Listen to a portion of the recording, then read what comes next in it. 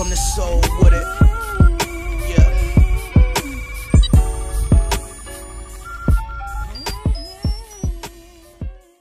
So I was reading an article on Lakers Nation, and the headline was very interesting. It was a rumor, but it says none of the 2019 NBA free agents wants to be a second star to LeBron James. And wow, doesn't that sound familiar? But anyway, here's what this executive had to say. He says, and yet one rival executive calls the Clippers and says the most attractive free agent situation of all of them, because none of the available free agents want to be LeBron's caddy, and they become the greatest player in the history of a franchise in an unbelievable market with the wealthiest owner in the league. Why would that not thrill you? So of course this was quite obvious, which is why I did a video a while back where I said Tyronn Lue faked a health issue, because I think he was frustrated with coaching LeBron James. I think Kevin Love faked that little anxiety attack, whatever that was that Kevin Love had. I think Kyrie Irving leaving was because of LeBron. Of course, we all know that. Jay Crowder mentioned it before. Paul George didn't want to come to the Lakers, and it was rumored that Kawhi Leonard said that he didn't want to come to the Lakers, or that's what it's been said. And then you had Amin Al-Hassan explain how Jimmy Butler and Kyrie Irving are best friends. So that could have played a part in why Jimmy Butler may not want to be a second star to LeBron James. You don't know. So like just look at the media, and I think the media has done a real disservice to LeBron James over the years. And I'm not sure it's because they are really fans of LeBron or they are on LeBron James' payroll. But co-superstars don't like when the media give LeBron all of this praise. And a lot of these guys, when they say, oh, LeBron's the best player in the world and he's the greatest player in the world, a lot of players feel like they're not getting the recognition that they deserve, because a lot of these guys are putting up great numbers, but it's getting overshadowed by LeBron James. So they feel like when the media go and say that, they personally want to go at LeBron opposed to teaming up with him. So the media is at fault as well for this. So, you know, I just think that over the years, they've really done LeBron a real disservice, and it's made it hard for fans to really appreciate LeBron. And like I said, co-stars, they don't like that. So when you listen to these loud voices who influence casual fans' opinions, they see this, they hear this, like they hear it.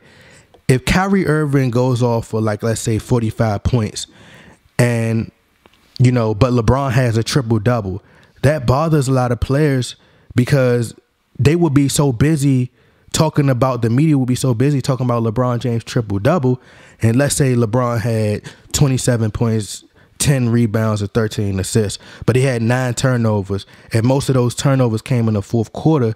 But Kyrie Irving closed the game out, and he was able to steal a victory. A lot of the media won't focus on what Kyrie Irving did down that stretch.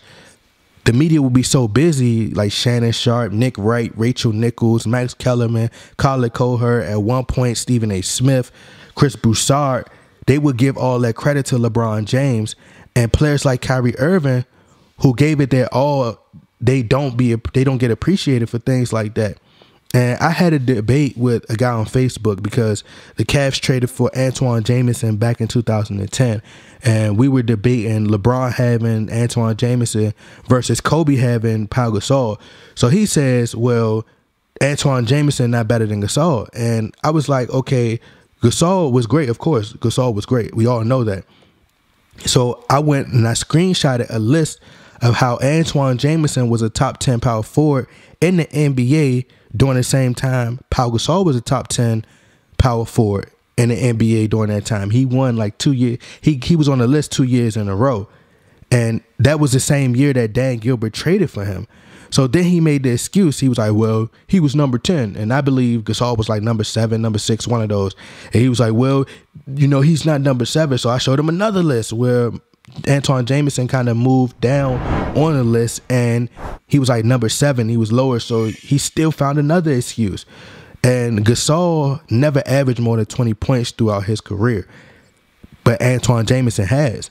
And neither one of them will go down as one of the greatest players of all time or in the top 100 greatest players of all time. And Kobe won 2 rings with Gasol. And Obviously, Gasol was a great player, but it's just like, you know, it's just like Chris Bosh was on that list as well before he went to Miami and teamed up with LeBron. And Love was an all-star before he teamed up with LeBron. And Kyrie Irving was an all-star. But my point is this. A lot of these guys, the narrative changed, and it goes from who is the problem? Because if these guys were great before they got with him, and then when they get with him, their numbers plummet, and then when he leaves, their numbers go back up, who's really the problem?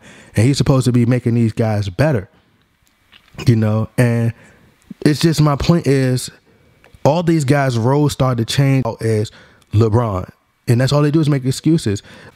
I'm watching the NBA Finals last year, and instead of the commentators, Mark Jackson and Jeff Van Gundy, celebrating the fact that the Warriors just won the NBA Finals, the whole game, all they talked about was LeBron James. LeBron. The entire finals. And I was like, bro, share the love.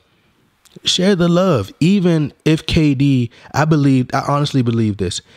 If this season, let's just hypothetically speak, even if Kevin Durant had an MVP type of season with Steph Curry out, let's say he win the NBA Finals.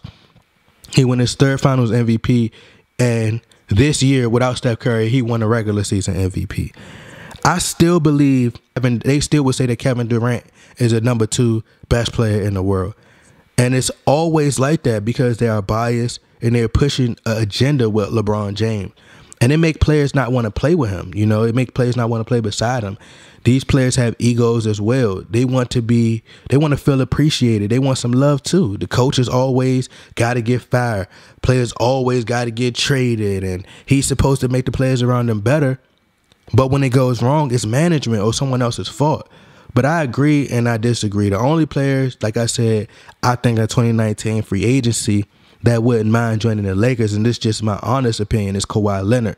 That's just a gut feeling, but I could be wrong, you know. But I just think that Dodgers game, it wasn't a coincidence. And, you know, that's just my opinion. Y'all let me know what y'all think. I think that the Lakers, they better take a chance. You know, they're going to have to, or else what's going to happen is in free agency, they're going to walk away empty-handed. If players in 2019 are not going to want to sign with LeBron James, and that's probably the most loaded free agency class, then what happens in 2020? If they ain't want to sign with him then we'll make you think players will want to sign with him the following year. So I just think the Lakers should take a chance now and see what comes, you know. But that's just my take. Y'all let me know what y'all think in that comment box. Like, share, subscribe. I'm out. Okay.